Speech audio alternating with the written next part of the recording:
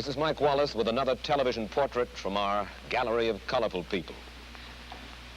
Throughout the United States, small pockets of intellectuals have become involved in a new and unusual philosophy which would seem to strike at the very roots of our society.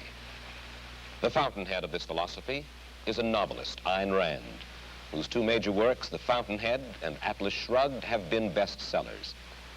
We'll try to find out more about her revolutionary creed and about Miss Rand herself in just a moment.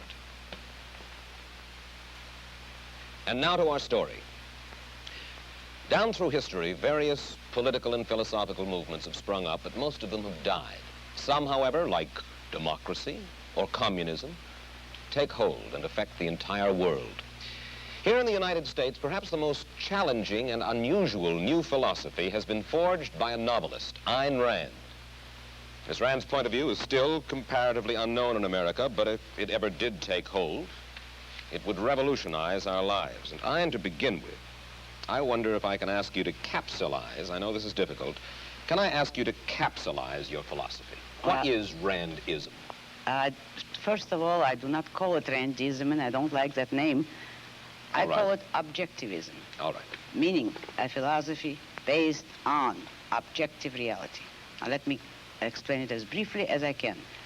First, my philosophy is based on the concept that reality exists as an objective absolute, that man's mind, reason, is his means of perceiving it, and that man needs a rational morality. I am primarily the creator of a new code of morality which has so far been believed impossible, namely a morality not based on faith. On faith? Not on faith, not on arbitrary whim, not on emotion, not on arbitrary edict, mystical or social, but on reason, a morality which can be proved by means of logic, which can be demonstrated to be true and necessary. All right, all right. Now, may I define what my morality is? All right. Because this is merely an introduction. My morality is based on man's life as a standard of value. And since man's mind is his basic means of survival, I hold that if man wants to live on Earth and to live as a human being, he has to hold reason as an absolute, by which I mean that he has to hold reason as his only guide to action, and that he must live by the independent judgment of his own mind, that his highest moral purpose is the achievement of his own happiness, and that he must not force other people nor accept their right to force him, that each man must live as an end in himself and follow his own rational self-interest. May I interrupt now? You may. Because you put this philosophy to work in your novel Atlas Shrugged. That's right. You demonstrate it in human terms in your novel Atlas Shrugged. And let me start by quoting from a review of this novel, Atlas Shrugged, that appeared in Newsweek. It said that you are out to destroy almost every edifice in the contemporary American way of life, our Judeo-Christian religion, our modified government-regulated capitalism, our rule by the majority will. Other reviews have said that you scorn churches and the concept of God. Are these accurate criticisms? Yes. I agree with the facts, but not the estimate of this criticism. Namely, if I am challenging the base of all these institutions, I'm challenging the moral code of altruism, the precept that man's moral duty is to live for others, that man must sacrifice himself to others, which is the present-day morality. What do you mean by sacrifice himself for others? Now we're getting to the point. One moment. Since I'm challenging the base, I necessarily would challenge the institutions you named, which are a result of that morality. All right. And now what is self-sacrifice? Yes, what is self-sacrifice? You say that you do not like the altruism by which we live. You like a certain kind of Ayn Randist selfishness. I would say that I don't like is too weak a word. I consider it evil. And self-sacrifice is the precept that man needs to serve others. in order to justify his existence, that his moral duty is to serve others.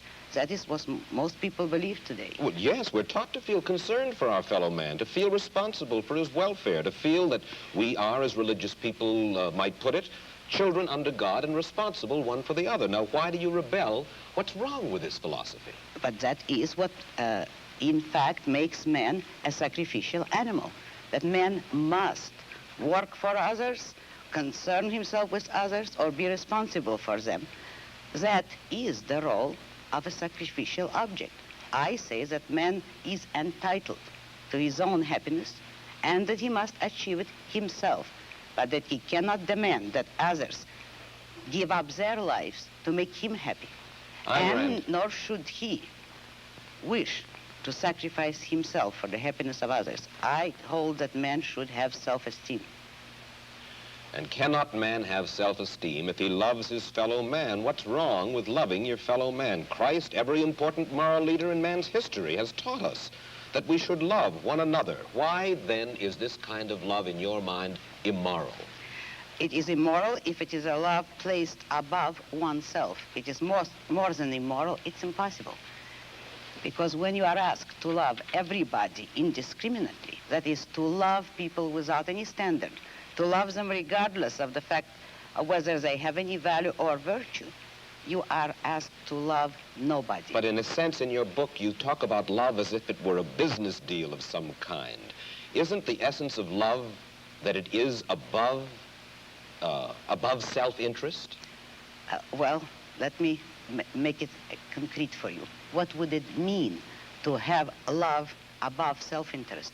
It would mean, for instance, that a husband would tell his wife, if he were moral, according to the conventional morality, that I am marrying you just for your own sake. I have no personal interest in it, but I am so unselfish that I am marrying you only for your own good. Well, should husbands and wives Would tally any up? woman like that? Should husbands and wives tally up at the end of the day and say, well, now, wait a minute. I love her if she's done enough for me today, or she loves me if I have properly performed my functions? No, you misunderstood me. That is not how love should be treated. I agree with you that it should be treated like a business deal, but every business has to have its own terms and its own kind of currency. And in love, the currency is virtue. You love people not for what you do for them or what they do for you.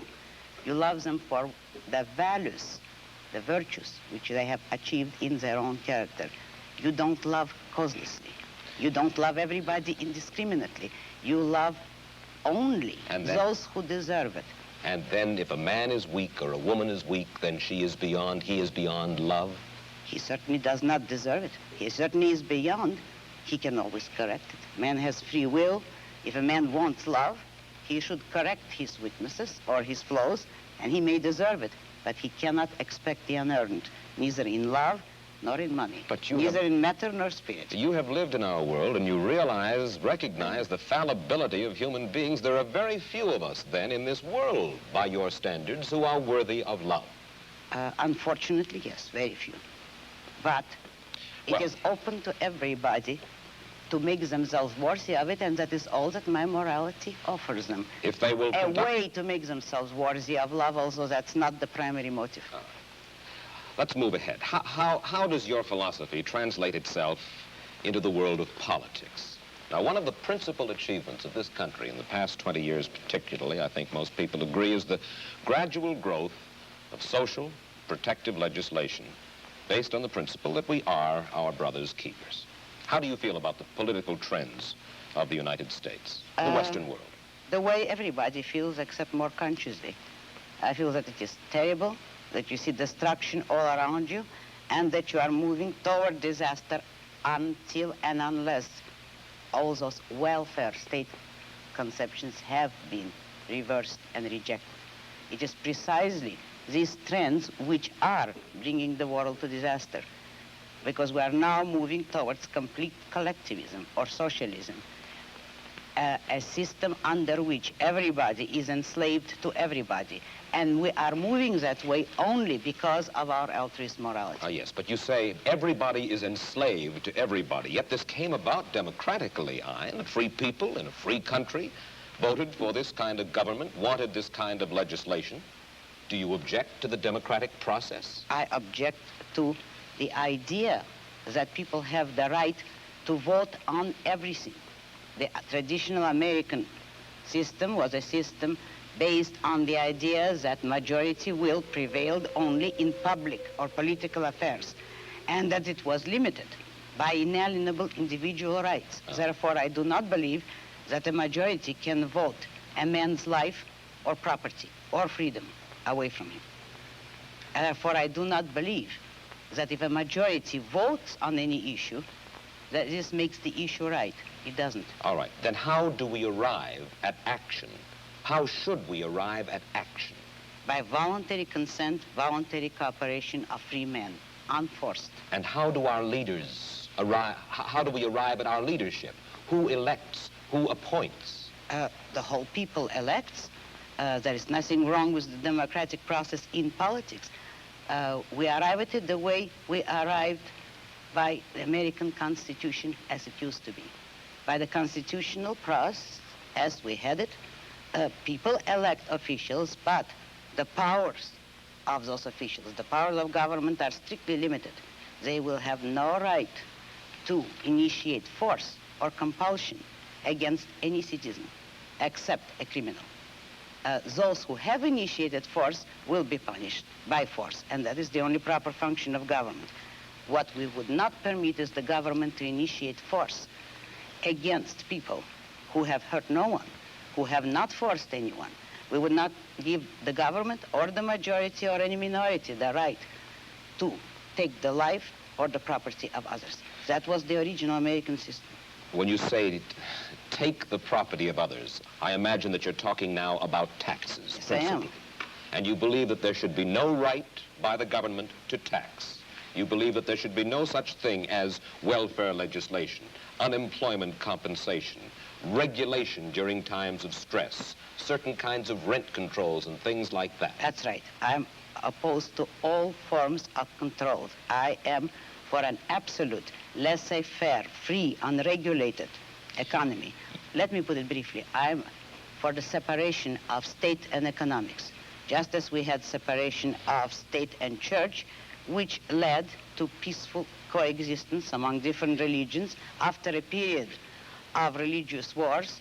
So the same applies to economics. If you separate the government from economics, if you do not regulate production and trade, you will have peaceful cooperation and harmony and justice among men. You are certainly enough of a political scientist to know that certain movements spring up in reaction to other movements.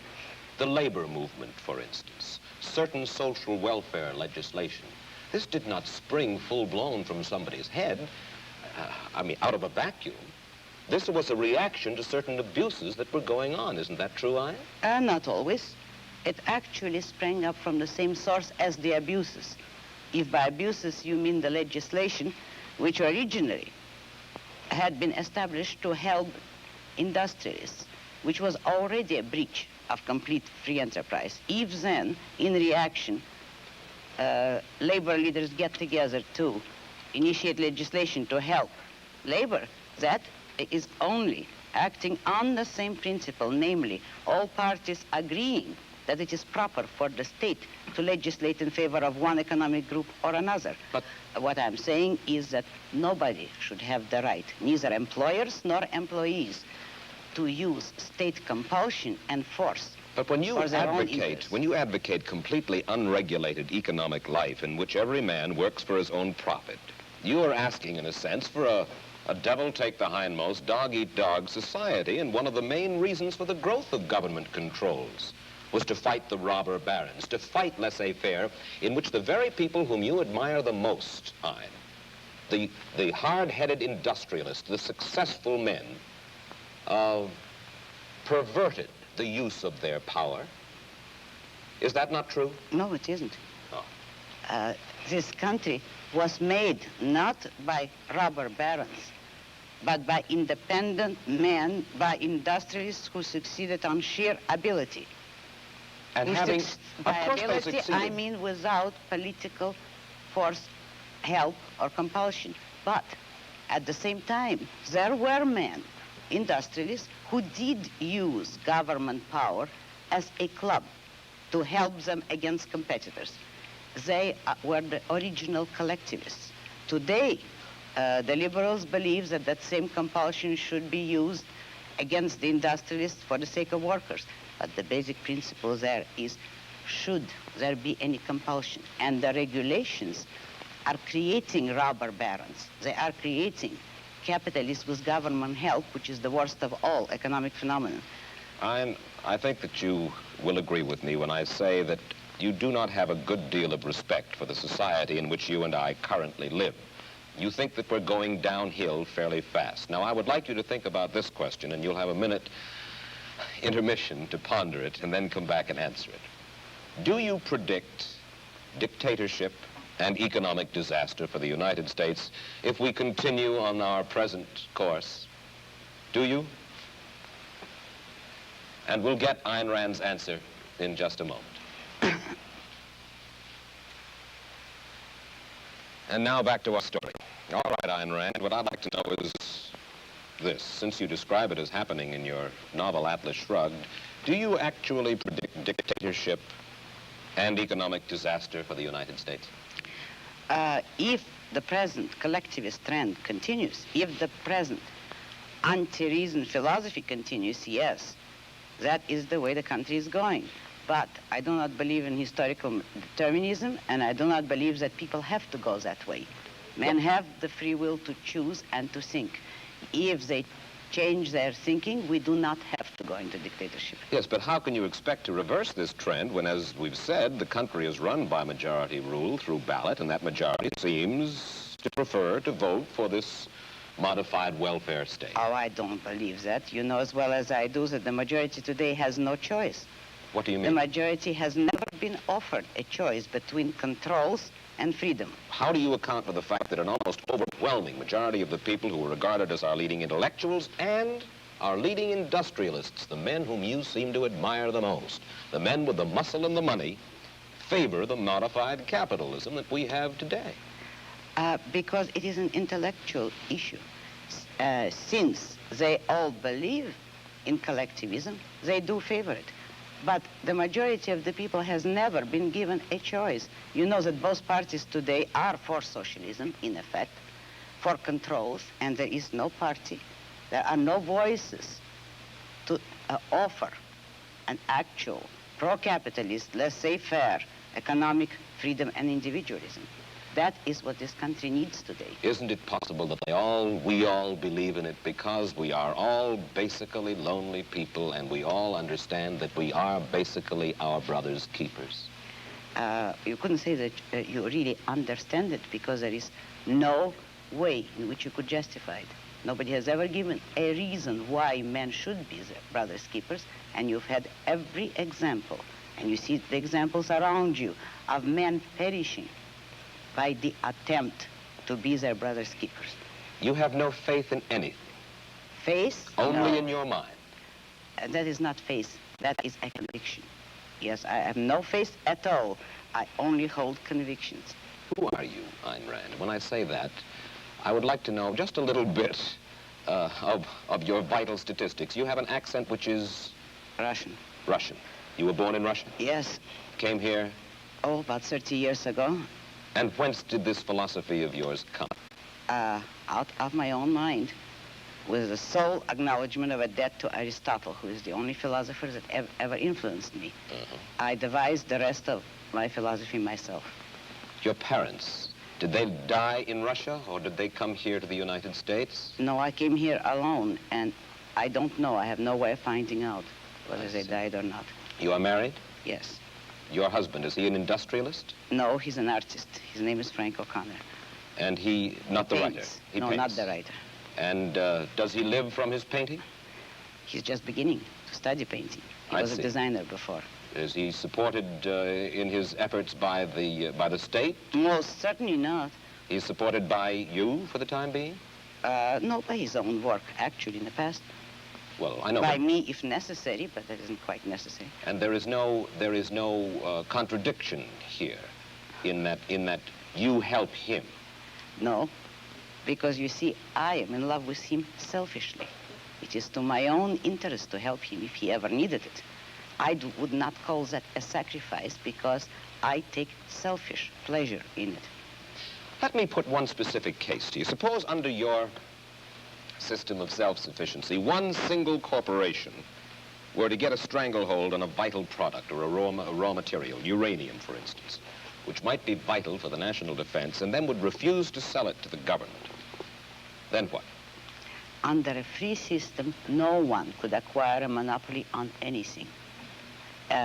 If you look at economics and economic history, you will discover that all monopolies have been established with government help, with the help of franchises, subsidies, or any kind of government privileges.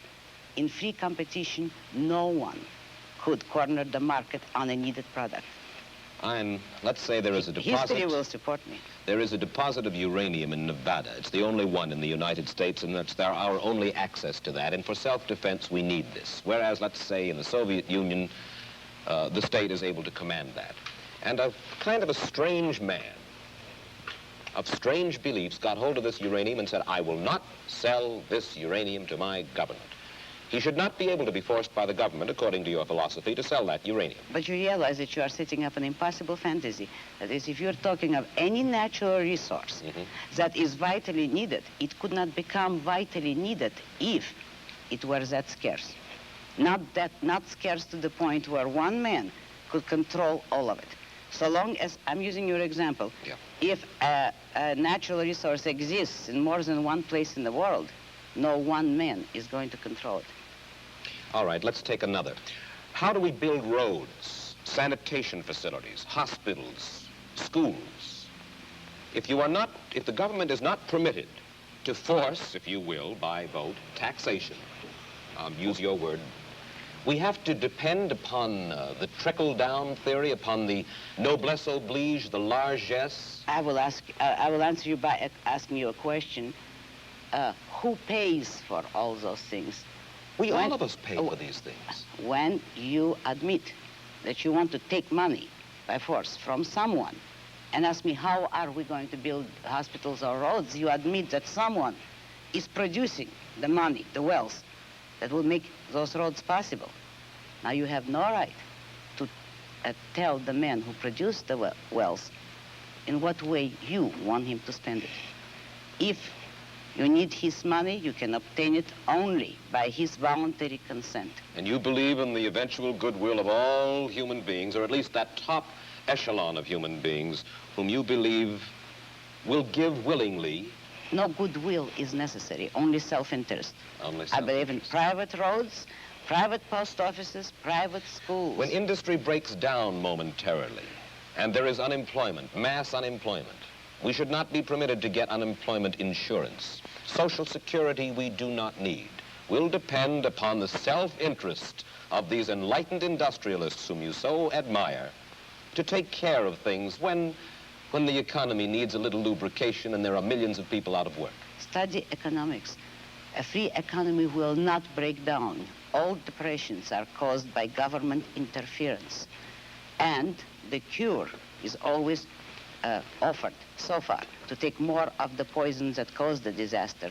Depressions are not a result of a free economy. And one last question. We only have about a half a minute. How many Randists, you don't like the word, I beg your pardon. Objectivists. How many objectivists would you say there are in the United States? It's hard to estimate, but I can tell you some figures. My best intellectual, Nathaniel Brandon, a young psychologist, is giving a series of lectures on my philosophy in New York.